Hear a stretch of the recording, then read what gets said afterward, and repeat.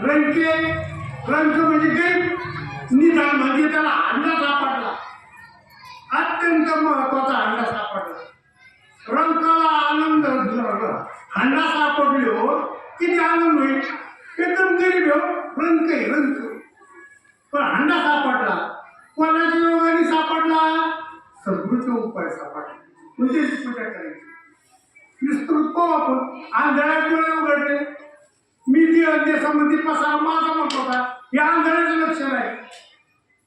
मग त्यांनी कोणता डोळा उघडला? आपला ज्ञान दृष्टी उघडली. तुम्हाला दिलेलं ज्ञान आहे, तुम्हाला सांगतो ते सामान्य नाही, आयला गेलं नाही, ते ज्ञान तुम्हाला तर दिलेलं आहे त्यांनी. जसं ऊसच पेरायचा आहे आणि ऊसच घ्यायचा, त्याची बीजे ऊस आहे, तसं त्यांनी जे आपल्याला बीज नाम दिलेलं आहे तेच आपलं स्वरूप आहे. ते सामान्य नाही, त्याला महावाक्य म्हटले. बाकीच्या सगळ्याला अवांतर वाक्य म्हटलं आणि श्री गुरुने दिलेलं त्याला महावाक्य म्हटलं. म्हणजे आंधळ्याचे डोळे उघडले.